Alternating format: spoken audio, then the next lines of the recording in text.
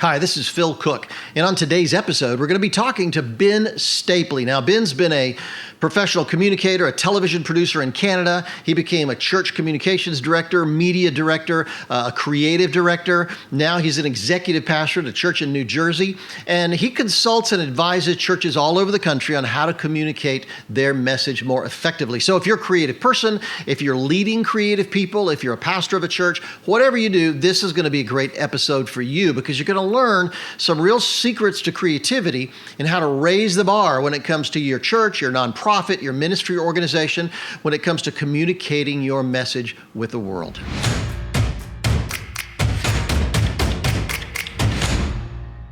Ben Stapley, I'm thrilled to have you on here. We've been friends for a long time. I've watched you. We've kind of orbited the same planet for a number of years, and we kind of reconnected a few months ago at a conference. And I just am so thrilled that you would be on here and talk about your career because it's a fascinating career. Phil, thank you so much for having me on. I am honored. And first of all, they say never to meet your heroes because if you do, you get disappointed. But you've been a ministry hero of mine for about a decade. I've read your books, your blog posts, your Twitter account. Maybe I'm off Twitter now. But I've read everything from you, and I met you in person recently, and you did not disappoint. You've been generous and gracious with your time and wisdom to me personally, to this whole community. Thank you so much for living up to that high bar I placed on you in my head. You achieved it. Well, you're very kind. I may just take that little tape snippet and just replay that over and over again and share it on social media. So let me tell you, let's talk about you for a second. You have been a creative director at churches. You've been media director at churches, communication professional, but now you're an executive pastor. So you kind of, all those guys report to you now. Tell me a little bit about your journey. How did you get from where you used to be to where you are today? Yeah, and even before doing those things that you referenced, I worked in television as a producer and reporter in Toronto for a national show for about 5 years. And so that was my context there. I worked in Toronto, got married to a girl in New Jersey. She dragged me down. And I, at the time, was going to just continue in the television career as a producer. And she said at the time, hey, I don't know if my church knows this, but I think your creativity, your production, your ability to design an event and an aesthetic would really help us move the ball down the field. Would you think about taking that same skill set and putting it in this type of environment? So I made that career change about 15 years ago and have been on that the whole time. And then, as you said, about 5 years ago, made the pivot from being the artist, being the creative, to really leading individuals, leading teams, leading multiple departments at this point of creative. So I made that switch as well from being the doer to the leader. So I like to say both sides of the coin here, not only being the creative, but also leading them as well. I think there's a unique perspective I have by doing both. Well, along that line, you're still out there consulting and advising a lot of organizations, a lot of churches, ministry, nonprofit organizations on leading creative teams, on creativity. Tell me a little bit about what you're doing there. So great question. One of my heart's desires, again, my context is a church environment, but what I'm trying to share applies way beyond that. What I'll say in my context, I've seen a lot of creatives in my industry get burnt out because they aren't resourced properly, they're not led properly, they're not listened to. The list goes on. And for the creatives listening to it, they're like, you're speaking my language.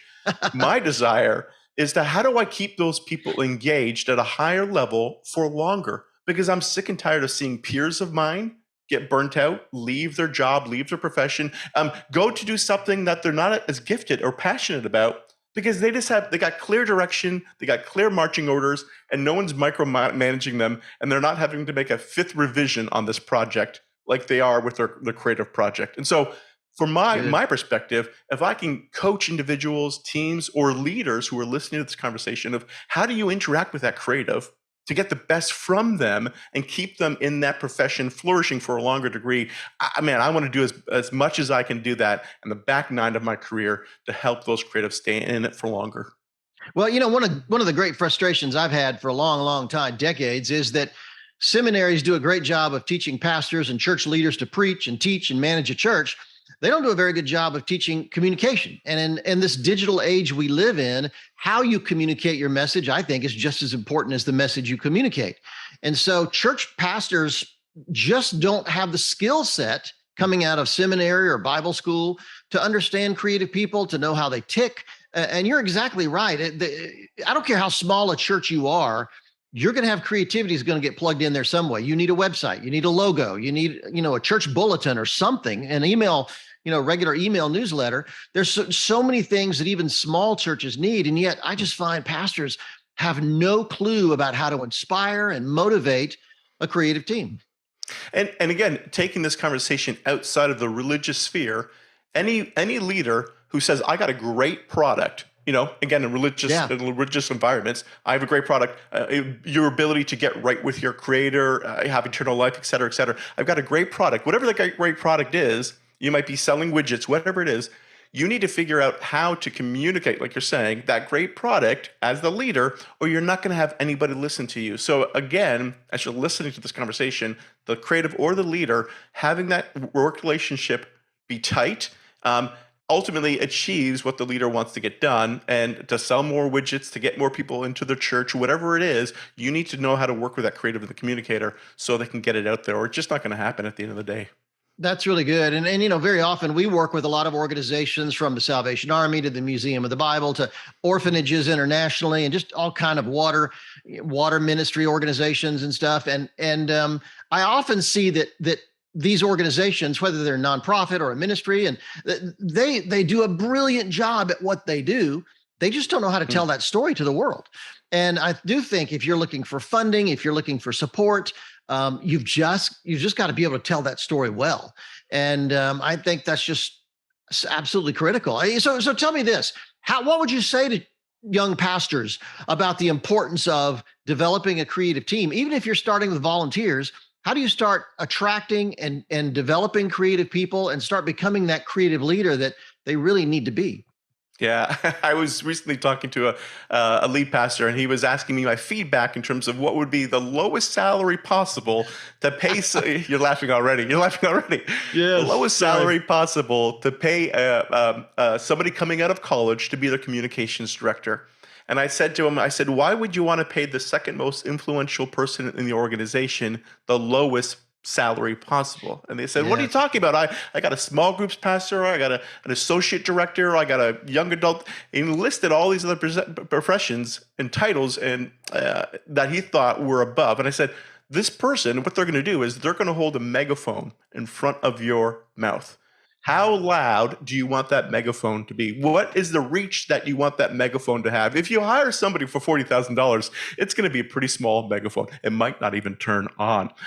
Hire someone with a greater ability to magnify your message. And that megaphone metaphor, quickly let him know, you know what, I need to bump up that. So that would be my first challenge for young pastors. Don't skimp on this. If you're skimping on this, you're skimping on your influence. And again, any leader listening, again, you're selling widgets, whatever it is, if you skimp on your communications, the creativity around that, you're gonna skimp on your influence. And so from a communication standpoint, that's super helpful.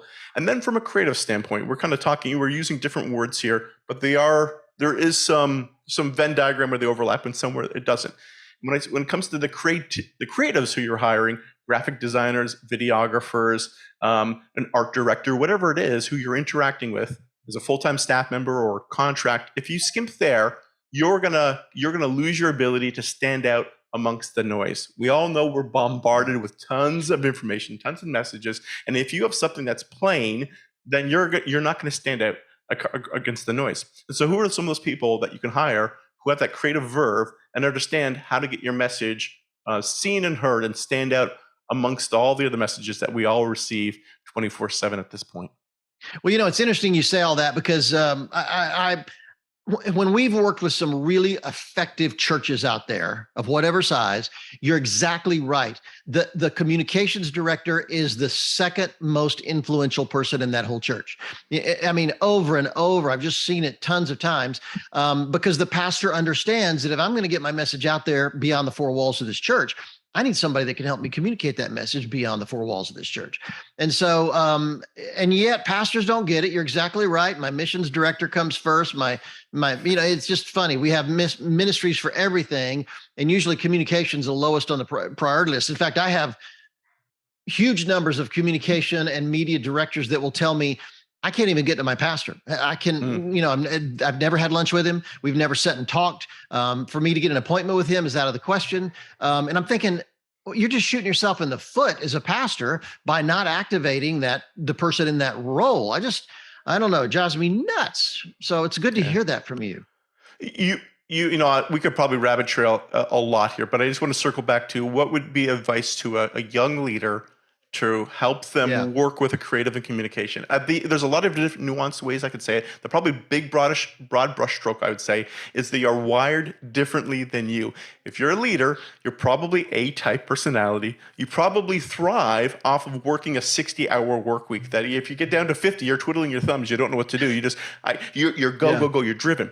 That is not, by and large, that is not going to be your communication in your creative types. They're going to be wired differently. They don't like to be rising and grinding and waking up at 6 o'clock and running a half marathon before they start the workday. That is not them. Sure. They would like to roll into work at 10 o'clock and work a 10 to 7.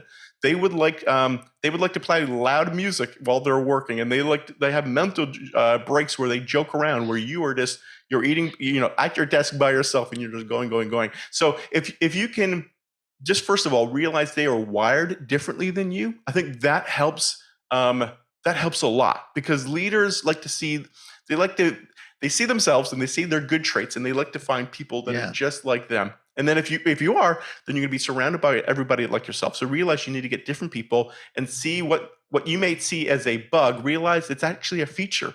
The fact that they daydream is actually a feature of theirs. It's not a bug. So if you can get that mindset going, then all the litanies of problems you see in them, you actually take it from a different perspective. You say, oh, that's not a problem. That's actually a pro. That's not a con. So I would give that big counsel to young leaders. I have a quote framed in my office that typists type, writers stare out windows. And it's really, really true. There's a time when you just need to do that. And I think pastors freak out if that potential employee is not, and put it this way. I worked at a very large media ministry years ago, advised them, consulted with them. And it took me 3 years to get the ministry leader to finally unleathe the creative team. And it was amazing. They had a national television ministry, but they were making the media people come in just like the accounting department, just like, the ministry department. They had to sit in the same kind of cubicles. They had to wear coats and ties. And it was just killing them. And it took me 3 years, and I finally got the ministry leader to get rid of the cubicles, rip up the carpet, let them stain the concrete floor, paint the walls, whatever they wanted to do, customize their workspace. And it completely transformed that ministry. I was surprised at just how dramatic the change was. And so I agree. Creatives aren't going to be like your accountants. They're not going to be like most other people in the ministry. And it doesn't mean you give them, now let me ask you this. That doesn't mean you give them free reign and just let them do whatever they want. Tell me about that. Where do you draw that line? Yeah. At the end of the day, in terms of that question, I would say that the destination is more important than the journey, because oftentimes I would say as a leader, well, the fastest route from point A to point B is a straight line, and you better take that straight line to get that. But they're saying, no, I want to do this meandering path. At the end of the day, if they get to B, or hopefully, because they took a different path, they not only get to B, but they get to C or D.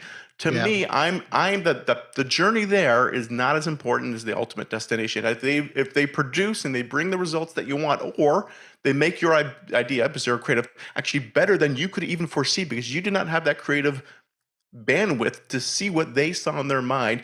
Honor that and put a lot more emphasis and value on that instead of the actual journey to get there. And then in terms of that as well, you're talking how people aren't wired similarly in an organization. I think you drew the spectrum pretty stark there in terms of the people in the accounting, right, on one side, and the people on creative on the other side. Then the reason I flagged this is because not everybody needs the same resources, where you give the accountant and you give them the spreadsheet and you give them a laptop and they're good to go for the next decade. That's not the case for a creative. They need, one of the key things that they need, and I see a lot of organizations skimp on, is they need continual refueling. They need ideas, they need relationships, they need downtime. And so, again, that accountant might not need to go to a conference every year, but your creative team, you probably need to send out. Maybe it's not a conference. Maybe it's a day. I'm up here near New near New York and a trip Yep. to the Met or the museum, whatever it is, that local inspirational place, how are you giving them time on the clock to be inspired? Not just you got to do all your inspiration at home. How do you inspire them? That's how they get resourced. So I see a lot of people skimping on that, giving them realistic resourcing with, hey, you want a current cultural aesthetic? Well, then they need to be learning what's happening currently in culture. And beyond that, Yeah. if you want a current vibe to what your finished product is, you need to give them current tools. I've seen some organizations saying, you know what, the gear you use needs to be your own. The accounts that you use for Premiere or the stock footage or whatever, that needs to be your own as well. And we're not even going to provide you that. So, well, then they're not going to have a current Right. aesthetic. They're going to be using tools that are outdated. So give them realistic resources, give them realistic deadlines. Those are really important to make the creative flourish as well. The tools question is a really big issue with me. I'm fascinated with great artists throughout history. And when you study the lives of Rembrandt or Leonardo da Vinci or Michelangelo, one of the things that sticks out in their lives is the amount of time and effort they spend on their paintbrushes and their paints. I mean, back then you had to make your own paint, and it was a complicated process. And yet they spent hours and hours and hours, tweaking it, getting the right mix, getting the right colors, the right shade, then making sure their brushes were exactly what they needed. Enormous amount of time on resources. So not just conferences or events or things like that. I really, like you say, urge people, get them the latest, make sure their computer's updated, make sure they have the right computer, make sure they have the right cameras and the tools they need to do the job. Do you want your creative guy to spend all his time fixing the camera or taking the camera and using it to do amazingly creative stuff? So I think I just support that 100%. Resources, those kind of things are so incredibly, incredibly important. And by the way, let me just inject this. While we're at this, benstapley.com. Let's just send everybody there. And if you do benstapley.com/coach, you'll find out exactly what Ben does as far as going out and talking with churches, working with churches, advising them, consulting, that kind of stuff. So this would be a good time to go check out that website and see what's going on there, because he's doing some remarkable things. Now, let me take a little detour here. Mm-hmm. I'm seeing a lot of pastors rethinking church coming out of COVID. Their experience with live streaming, their experience with social media, because they were forced into it. I've had so many pastors that before the pandemic tell me, Phil, I don't mind live streaming my service, but that's not real ministry. Well, I'll tell you, when the lockdowns happened, they changed their tune pretty quick.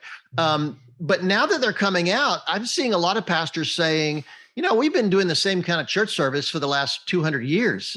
Been pretty much the same thing, the same order of service, the same way of doing it. And now I'm seeing churches experiment with different kind of models. Are you seeing anything like that, particularly when it comes to communication, media, the live stream? Are you seeing any new things coming out as we emerge from COVID? You're seeing a lot more people. Yes, a couple things. You're seeing a lot of how people repackage. First of all, just repackaging. So instead of just the whole service long experience, okay, what does it look like to providing an easily accessible, just where the message is? How do we cut that up, take clips from that beyond? I would say, I think one of the things that was really helpful and I've seen continue on, which is great, is how communicators address the camera as well. So, not just looking in terms of the room here, I could just look in our Zoom the whole time and look at you down here, but I'm purposely looking at the camera because I know this is going to be more engaging to any of our audience that's going to be watching this after the fact. So, and how to engage the camera. I've seen a lot of communicators as well, just even with body language. A lot of people are consuming content on their phones, and we're doing it a lot of times as well in mute mode because the sound's off. We're in a meeting, we're in a bathroom stall, whatever it is. And so we realized that to grab people's attention, I literally need to be a lot more visibly animated instead of just stoic and communicating behind a podium. How do I visibly grab people's attention? And then I think that the thing that's warmed my heart the most is not just the communication, but the mode of communication as well. What I mean by that is, I remember when we went with a church I coached, and they were in this early pandemic, and they were talking about putting their message out there. And the lead pastor was like, well, I'm a little concerned about it because anybody can watch it, not just my church. And it changes the way I need to communicate. And I was like, yes, that's, tell me more. What do you mean? And he's like, Yeah. well, I finally realized that I'm really just talking to the 100 people in the room here. And what I'm saying doesn't really apply beyond them. Or if it does, I'm not using language. I'm using a lot of insider and churchy language. I now need to radically think about how I'm communicating because more people are watching, which has then expanded their heart for the message. That the message is meant to go beyond this, the 100 people in the room, that hopefully the 1,000 online and beyond. And so what I've seen, the biggest change I've seen is how communicators not just communicate to insiders, but a lot more outsiders. And that's, again, any organization realizing that your reach is so much larger, and because of that, your communication probably needs to be a little wider to reach those people. It's funny that during the church lockdowns, pastors would come in with their team on, say, Thursday and do a special service. They'd pre-tape the service and roll that as the live stream on Sunday, because some people did it live, but others were nervous about the lighting going bad or a camera problem or something like that. And they wanted to maybe really tweak it and make it as good as they possibly could, and then roll it in on Sunday. Well, that was kind of cool because they really focused everything towards the camera. So maybe they were sitting in a tall, bistro table like I'm doing right now on a stool and looking directly at the camera. Maybe they did it in their office. Maybe they did it in some other room at the church. Some went home and did the whole thing from there, but they focused the music and the teaching totally towards the camera. And now that, we're going back to church, we've been going back to church for a long time, they've kind of blown that off, and they're just saying, okay, let's go back and tape the service. And I think, shooting the service and making it live and everything is cool, but I kind of miss the days when they were going in and really doing a special service just for the live stream audience. I saw some remarkable things during that time, and I kind of missed that. Have you seen that at all? Yeah, and the one hack, I'll get very practical. This applies to whoever's writing copy and also delivering copy. So any of your writers, but also performers here, where I realized really quickly once I was working with a communications director, and this again, it was in a church setting, and all the copy she was writing for our announcements, for our hostings, for anything that was written, it was really heady.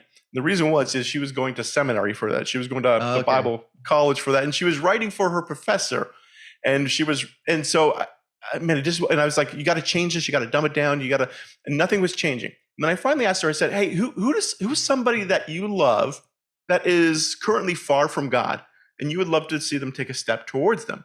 And she told me it was this friend, longtime friend. They became friends in high school. They'd been friends for a decade, and she started sharing about them. And as she was sharing about them, I quickly, jumped on Facebook I creeped on who she was, found her profile photo, and I printed it off. And I took that and I pasted it on her wall in her office. And I said, when you write copy, don't write copy for me. Don't write copy for your professor. Write copy for her. Because if you connect to her, you're going to connect to all of this. And the same way, I've had lead pastors the same way. They're very stoic and they're very declarative, and I'm gonna inspire people by like being this commanding force. And I'm like, some yes, but I think you're going to be a lot more captivating if you can connect to the heart of somebody. And so the same thing, ask the lead pastor, who's that person that you love, but they don't yet love God? Literally printed it off, taped it underneath the camera, and then they transform the way they communicate. You can just feel their defenses fall down and their heart come forward, and they truly expressed to who they wanted to. And then we all felt like we were in on that communication as well and being brought to it. So if you're writing or if you're delivering copy, and again, if this is even hard, I'm looking at a lens, but I'm picturing you behind it right now, Phil. I'm picturing your audience behind it, and it completely changes how I address what I want to say and how I say it to the audience that's listening. I've actually put a ball cap on top of the lens for some people just to remind them that that's one. There's two issues. One, there's a person there, but number two, you've got to talk to them as if it's one person. I don't care if your audience is 10 million people out there. You think in terms of that being one person, and you'll be so much more effective. But I really appreciate your comment about the writing, the copy. I work with so many churches where writing is never even considered. Everything is off the top of the pastor's head or the top of the, whoever's hosting the live stream, just off the top of their head. They don't really prep it very much, and they certainly don't write it out. And I think writing is such an incredibly important skill. I got my master's in journalism early in my career just because I really wanted to hone that and be as expressive as I possibly could. And yet most people in church media communication teams today really don't understand the value of being able to write well. Yeah, I remember a quote from Bill Hybels in his book Axiom, where he talked about the same thing, that sometimes it would take him, he would spend a whole flight working on the message, and then another flight just thinking about the title, because the title was so key that I got to get Yeah. that right to captivate. Because that's what people are going to walk away with. They're going to forget the message. But if I have a memorable phrase that they're going to walk away with, I'm going to dedicate 3 hours of a flight just thinking on that. So to the same degree, yeah, we love our off the dome prayers, but sometimes it's also helpful to write it down to have something a lot more powerful and meaningful. I was reading a book yesterday, actually, of one of the great advertising legends of all time, who said his specialty was print ads, and particularly back in the day when people would do long print ads. And he said he easily spends 80% of his time working on the headline and 20% working on the actual ad. He said, because if you can't capture their attention in the headline, you failed. No matter how great the copy is, you have totally failed. So, man, you're exactly right. You're hot today. This is good. This is great. Let me ask you this. Give me some advice for, we've talked about why pastors and leaders need to value their creative team and connect with them more and spend more time with them. What would you say to a media director, communications director, who the pastor doesn't get that? And they want to make that bridge. They want to somehow reach out and connect with the pastor and help him understand that their job is to help him amplify his message. Give me some techniques or ideas that media communications director might use to bridge that gap and develop a relationship with a pastor. Oh, Phil, do we have an extra hour? Could we keep on talking? I know. Oh, okay. Some quick things I would say is, first of all, bring them into some degree of your craft. They don't need to know all of it, but they need to know some of it.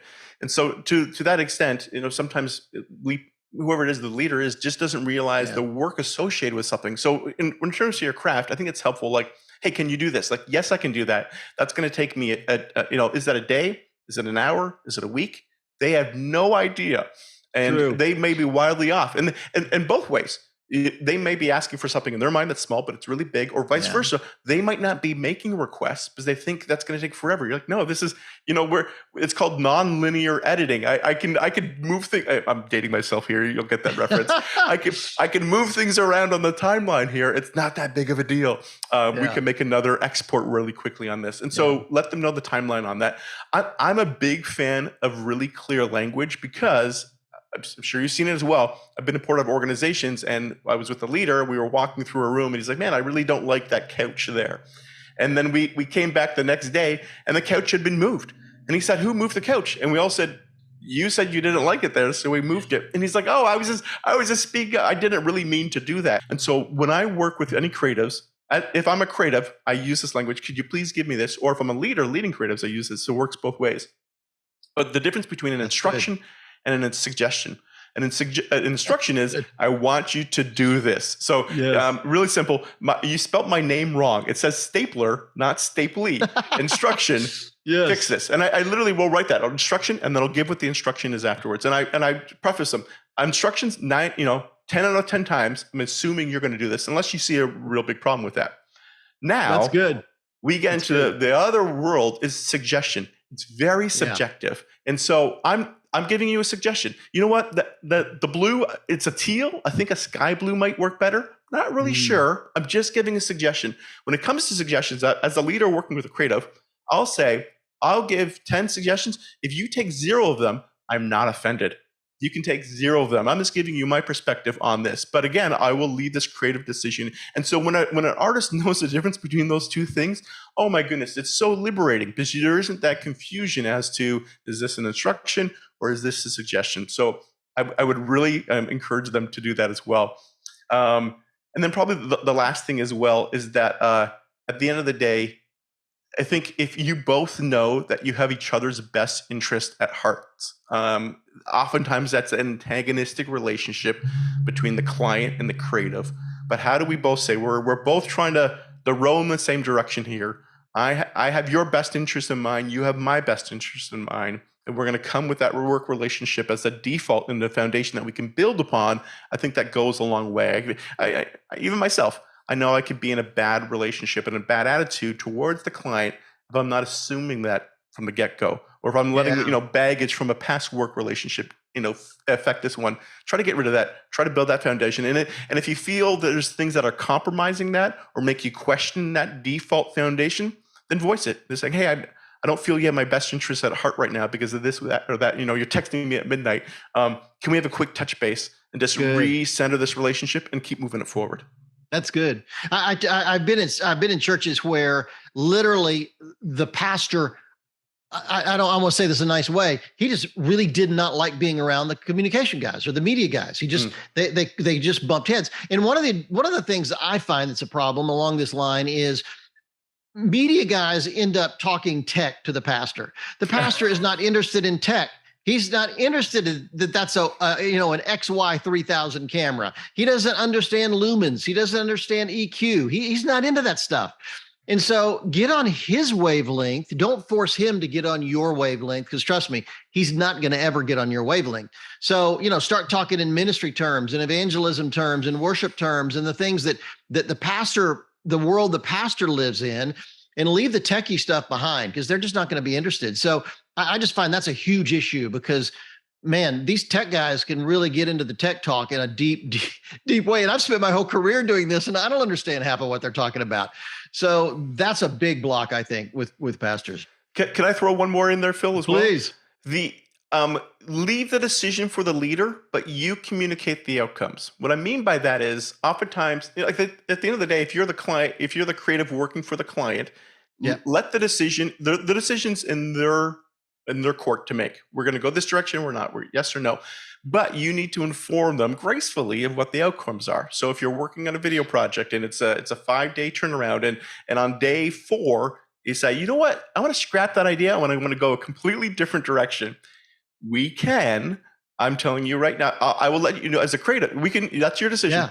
As a creative, I'll let you know the outcome. Right now, it looks like it's going to be an A+ level product that we get at the door.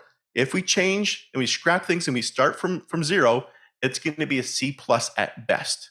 We can do that. I just want to let you know the outcome if you make that decision. Again, you don't say it in a That's good.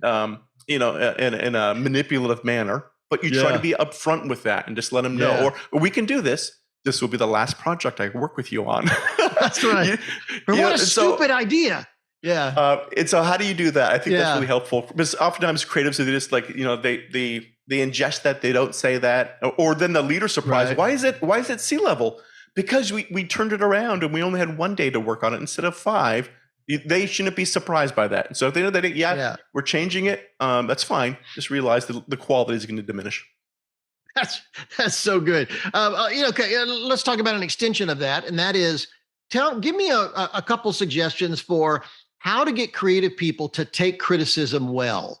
And certainly, many leaders don't do it. They don't give criticism well. But, it took me a long time in my career.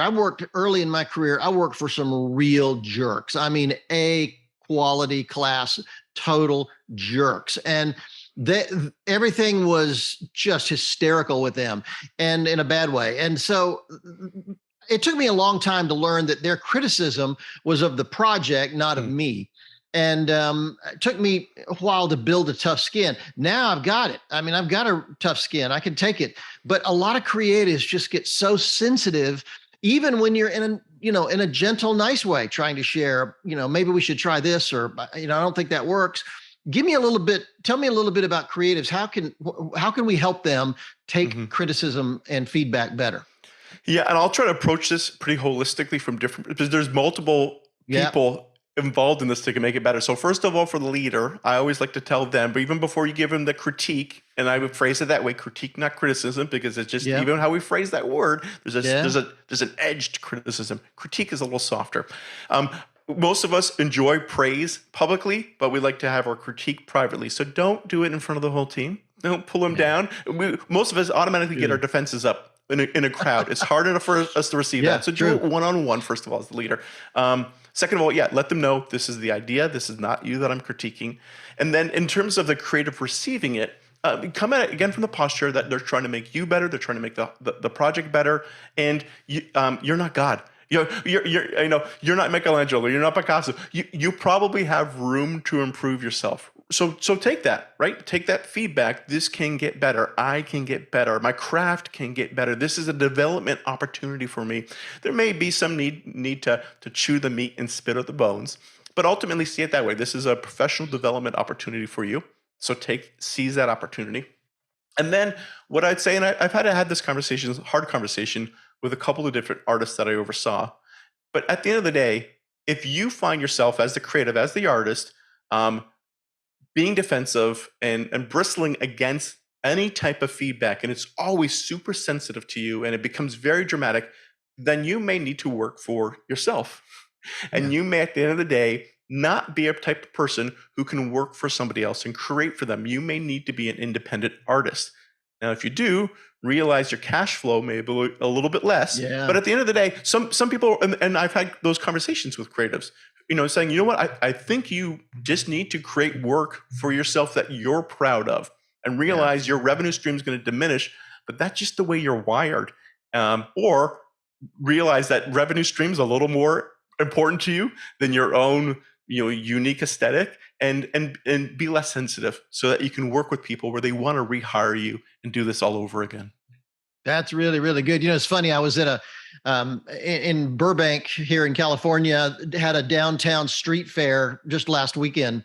And it was an artist thing. So local artists of all kinds, some oddball artists, some really talented artists, everything from t-shirts to people that painted on bottle caps and made leather work and all kind of stuff, jewelry. And as I'm walking through some of these booths, I thought these are all people that work for themselves at their home in their spare time, and then they go to a show and try to sell it. And I thought they could have benefited from someone maybe doing a little critique on some of their work. It would have been better. But you're exactly right. If you're going to work, creativity at a professional level is a team sport. You're just going to, I know in a film crew, we'll have 30, 40, 50 people on a film crew.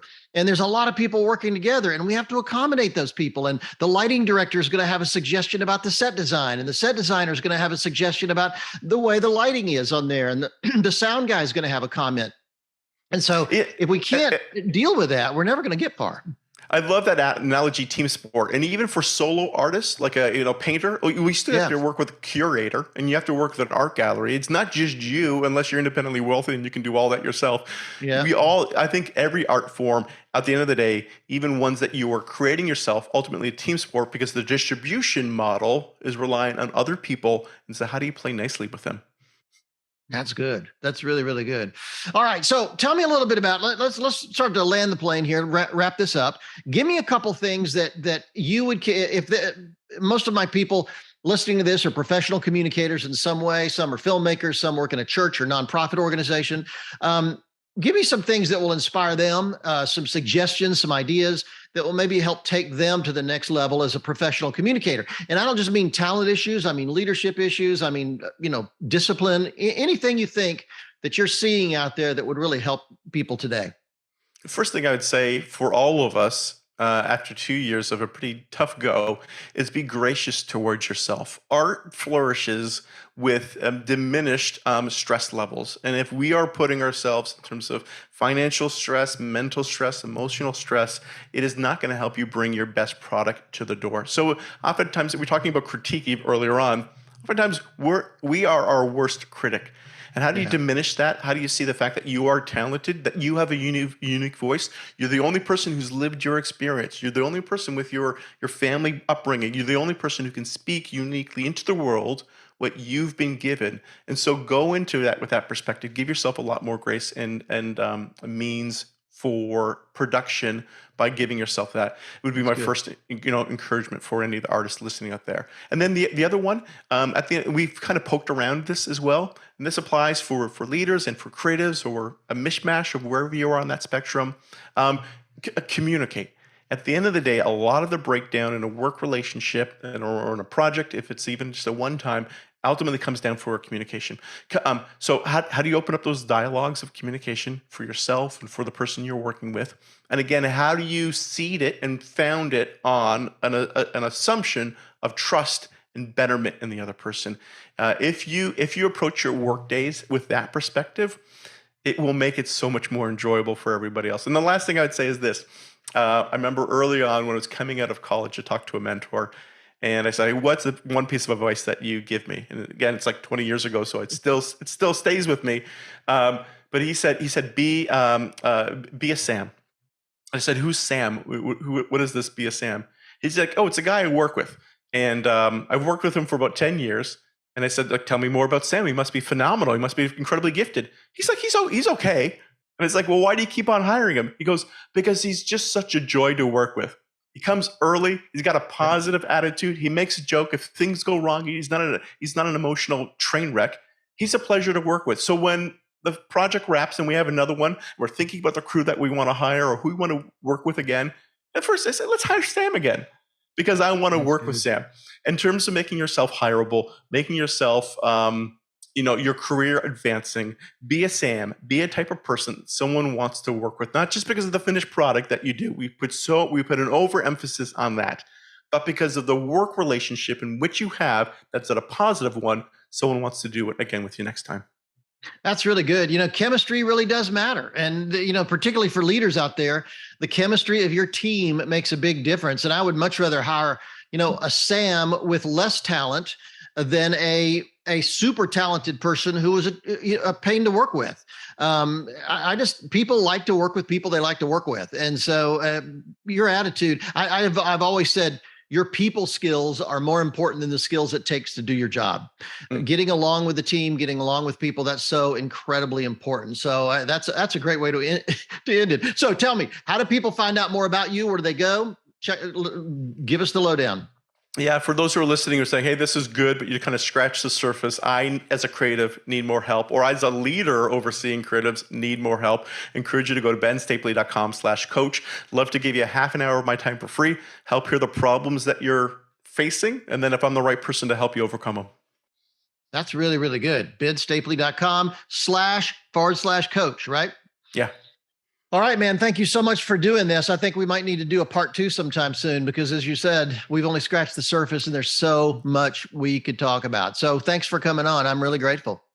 Well, I'm just grateful to Ben for coming on. I've been a fan of his for a number of years. We've communicated by email for a long time, and we just met each other, as he said, a few months ago. And I just think he's an extraordinarily talented guy and has that leadership view of creativity and leading creative teams. So I'm grateful. I'd encourage you to go check out his website and see how he can help you. And by the way, I just want to, this has been out for a while, but I want to mention my unique planner. This is a print planner that is really designed for creative people. So many planners have so many things to fill out. It takes you forever just to fill out all the questionnaires in there.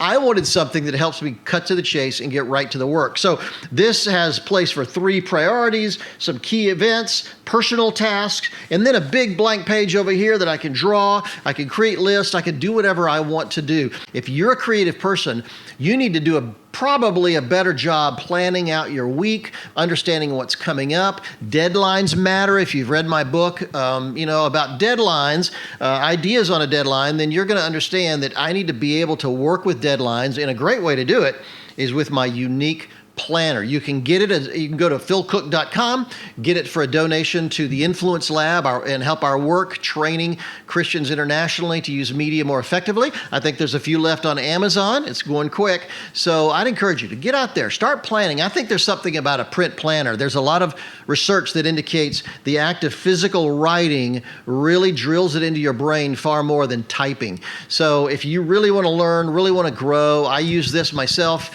and it's a great tool. And I get so many responses from people that just absolutely love it. So I'd encourage you to check it out at philcooke.com. It may be available still on Amazon. There's a number of them floating around out there. I'd encourage you to get it.